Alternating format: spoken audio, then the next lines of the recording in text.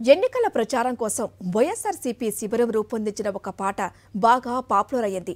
జెండాలు జత కట్టడమే మీ ఎజెండా, జనం గుండెల గుడి కట్టడమే జగన్ ఎజెండా అనే పల్లవితో పాట మొదలవుతుంది. నల్లగొండ గద్దరగా పేరుగాంచిన నర్సిరెడ్డి గొంతుక ఈ పాటకు ప్రాణం పోసింది. వైఎస్ఆర్సీపీ అభిమానులకు సంబంధించిన ఏ ఫంక్షన్ జరిగినా, ఏ పెళ్లి వేడుక జరిగినా ఈ పాటకు స్టెప్స్ వేయడం ఓ కార్యక్రమంగా మారింది. 4 పార్టీలను కూడగట్టి అతుకుల బొంత అలయన్స్లను కుట్టుకోవడం తప్ప ప్రజా సంబంధమైన ఎజెండా ప్రతిపక్షాలకు లేనే లేదని ఈ పాట ఎద్దేవా చేస్తోంది. అదే సందర్భంలో ప్రజలకు అండదండగా నిలబడుతూ వారి ఆదరణను జగన్ చూడగొంటున్నారు అనేది ఈ పల్లవి భావన. తాడేపల్లి గూడెం సమీపాన మొన్న తెలుగుదేశం జనసేన పార్టీలు ఉమ్మడిగా జరిపిన సభకు కూడా జెండా అనే నామకరణాన్నే కూటమి వారు ఎంపిక చేసుకున్నారు. తెలుగు జన విజయకేతన జెండా అనే పేరుతో వేదికను అలంకరించారు. కేతనం అన్నా కూడా జెండా అనే అర్థం. మరి కేతన జెండా అంటే నొక్కి చెప్పడం కావచ్చు, లేదా ఒకరిది కేతనం ఒకరిది జెండా అని కావచ్చు. అర్థం ఏమైనప్పటికీ జెండాలు జత కట్టడమే మా ఎజెండా అని వారు కూడా నర్సిరెడ్డి పాటకు కోరస్ పాడినట్టు కనిపించింది. మూడో జెండాని కూడా ఊపడానికి చాలా కాలం ఎదురు చూశారు, కానీ ఎందుకో బీజేపీ వాళ్ళు కనికరించలేదు. సభలో ప్రజలు కూర్చోవడానికి కేటాయించిన 15 ఎకరాల్లోకి 6 లక్షల మందిని సమీకరిద్దామని సంకల్పం చెప్పుకున్నారు. 15 ఎకరాల్లో 6 లక్షల మంది ఎలా కూర్చుంటారని ప్రశ్నించొద్దు. జన సమీకరణ దృష్ట్యా చూస్తే సిద్ధం సభలు గోదావరి ప్రవాహాలైతే తెలుగు జనసభ పిల్లవాగులా తోచింది. ఎన్ని పిల్లవాగులైతే ఒక గోదావరి కావాలి? ఇప్పుడు ఆంధ్రప్రదేశ్ జన సామాన్యంలో వైసీపీ ప్రభావాన్ని గోదావరితో పోల్చితే ఈ 2 పార్టీలను పిల్లవాగుతో పోల్చాలి. ఇది నేటి యథార్థ దృశ్యం. ఈ దృశ్యాన్ని సరిగ్గా అంచనా వేయడానికి కష్టపడి సర్వేలు కూడా చేయనవసరం లేదు. రాష్ట్రంలో అక్కడక్కడా పర్యటిస్తూ జనంతో ముచ్చటిస్తే చాలు నాడి తెలిసిపోతోంది. పేద వర్గాల ప్రజలు వైఎస్ జగన్ ప్రభుత్వం వెనుక సమీకృతమైన దృశ్యం స్పష్టంగా కనిపిస్తుంది.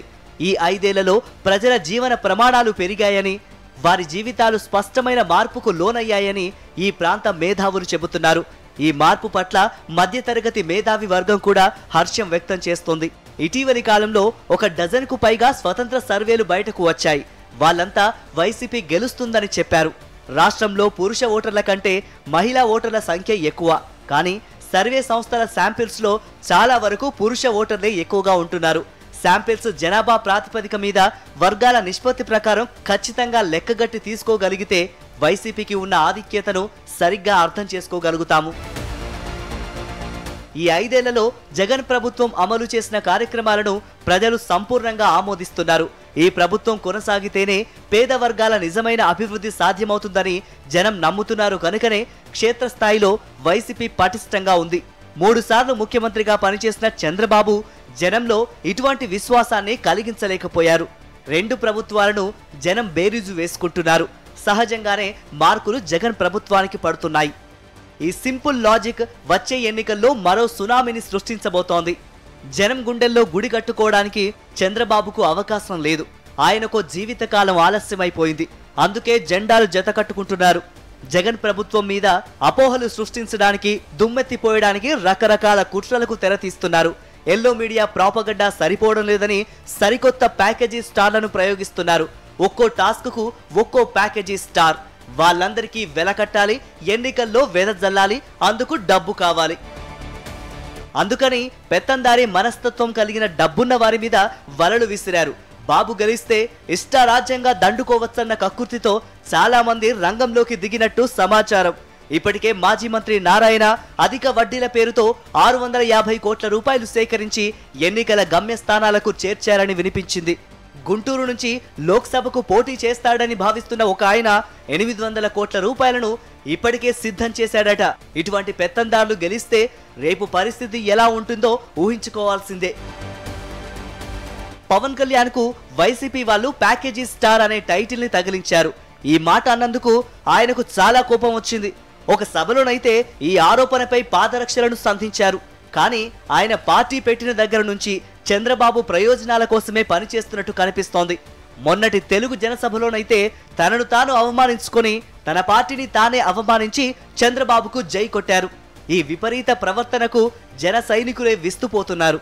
తెలంగాణ తన మెట్టినిల్లని కర్మభూమి అని నమ్మబలికిన షర్మిల హఠాత్తుగా ఏపీ కాంగ్రెస్ అధ్యక్షురాలిగా బాధ్యతలు స్వీకరించడం వెనక చక్రం తిప్పిందెవరు? డీకే శివకుమార్ ద్వారా ఢిల్లీ కాంగ్రెస్ పెద్దలతో రాయబారం నడిపిందెవరు? షర్మిల పర్యటనల కోసం విమాన సౌకర్యాల కల్పన వెనుకనున్న అజ్ఞాత వ్యక్తి ఎవరు? వైఎస్ జగన్ వ్యతిరేక శక్తులతో ఆమెకు సమన్వయాన్ని ఏర్పాటు చేసిన వారెవరు? ఆమె ఉపన్యాసాల్లో చెప్పవలసిన అంశాలను, జగన్పై చేయాల్సిన ఆరోపణలను అందిస్తున్నదెవరు? ఆమె సభలకు కమ్యూనిస్టు నాయకులను కూడా జత చేసి పంపిస్తున్న వారెవరు? ఈ ప్రశ్నలకు సమాధానం ఆంధ్రప్రదేశ్లో చిన్న పిల్లాడికి కూడా తెలుసు. చంద్రబాబు విజయ అవకాశాలు రోజు రోజుకు కొడిగట్టిపోతున్న స్థితిలో ఇప్పుడు నర్రెడ్డి సునీత ముసుగును తొలగించారు. జగన్మోహన్ రెడ్డిని ఓడించాలని పిలుపునిస్తూ చంద్రబాబు మహానుభావుడని ఆమె సర్టిఫికెట్ ఇచ్చేశారు. గతంలో తన తండ్రి హత్యకు ఆదినారాయణ రెడ్డి, బీటెక్ రవిలే కారణమని చెప్పిన సునీత ఇలా చంద్రముఖిలా ఎందుకు మారిపోయారు? తన తండ్రికి రెండో వివాహం ద్వారా కలిగిన కుమారునికి ఆస్తిలో హక్కు దక్కకుండా చేయవలసిన అవసరం ఎవరికి ఉంది? వివేక రక్తపు మడుగులో ఉన్న ఫోటోలను పిఏ కృష్ణారెడ్డి పంపించింది సునీత దంపతులకే గదా. అయినా గుండెపోటు థియరీని ఆమె భర్త రాజశేఖర్ రెడ్డి, ఆయన సోదరుడు శివప్రకాష్ రెడ్డి ఎందుకు ప్రచారంలో పెట్టినట్టు? హత్య సమయంలో ఇంట్లో ఉన్న వ్యక్తులు ఆమె భర్తకు, ఆమె సోదరుడికి సన్నిహితులన్న విషయం అందరికీ తెలుసు. అప్పుడు చూపుడు వేలు ఎటువైపు చూపెడుతుంది? హంతకులు వివేకాతో లేఖ రాయించిన విషయాన్ని గోప్యంగా ఉంచాలని సునీత ఎందుకు ఆదేశించినట్టు? హత్య తర్వాత హంతకులు వివేక రెండో భార్యకు రాసిన ఆస్తి పత్రాలను తస్కరించే అవకాశం ఎవరికి ఉంది? అసలు దోషులను రక్షించి పరులపై నింద వేయవలసిన అవసరం ఎవరికి ఉంది? వారి అవసరంతో రాజకీయ ప్రయోజనం ముడిపడి ఉన్న పెద్ద మనిషి ఎవరు?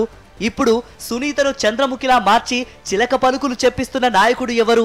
ఈ ప్రశ్నలకు సమాధానాలు కూడా రాష్ట్ర ప్రజలందరికీ తెలుసు. ఇటీవల ఆంధ్ర క్రికెట్ అసోసియేషన్ పై ఆరోపణలు చేసి ప్రభుత్వానికి అప్రతిష్ట తెచ్చేలా వ్యవహరించిన హనుమ విహారీ వెనుక కూడా ప్యాకేజీ ట్రాప్ ఉన్నదనే విషయం వెలుగులోకి వస్తోంది.